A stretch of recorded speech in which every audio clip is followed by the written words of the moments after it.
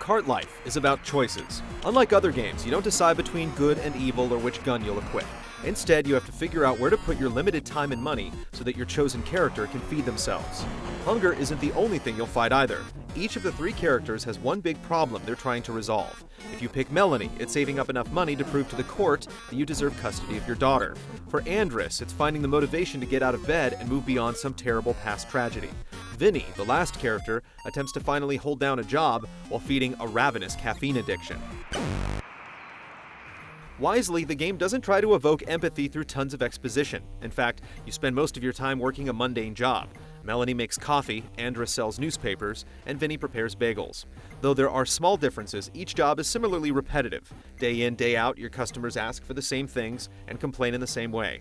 While it isn't fun, the monotony of the tasks is authentic and relatable. Whether it's grinding coffee beans by mashing arrow keys or folding newspapers by typing short phrases, the soul-crushing work will soon have you begging for respite. Yet daily walks to school with Melanie's daughter provide enough motivation to put the apron back on. Together you'll talk of the existence of boys and how dumb school can be. Such grounded characters allow you to find pieces of yourself in the people you control. They're weak, hungry, and tired, but also courageous, persistent, and hopeful.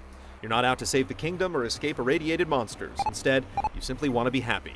Kart Life is a reminder at how tough such a simple goal can be.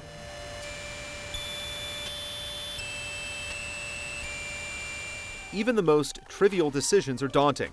Every time you want to travel to a new place, you have to choose between taking a taxi, riding the bus, or walking. Relying on your feet is the cheapest option, but you're never sure how long it'll take. Perhaps it's best to call a taxi since, as they say, time is money. Yet doing so is expensive, and splurging on speed might mean you can't afford supplies for your business.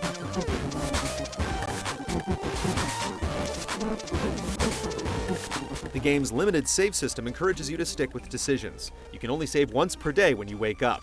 You'll think twice before doing something, knowing that reloading means redoing a day's work. However, the limited saves are infuriating when something breaks. More than a handful of crashes, scripting errors, and freezes occurred during our review, and the only option was to reboot.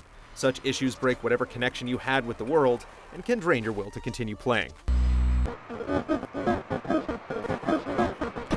Even with numerous technical problems, Kart Life offers more than simple entertainment. You'll cringe when Andrus's rent is due, and despite your best efforts, you've come up short. Dealing with the landlord is more frightening than most survival horror games, and it has a lot to do with the fact that you aren't shooting zombies. This isn't escapism at all. Kart Life puts the trials of life front and center. For once, the player has to think about issues, rather than blasting them with a shotgun.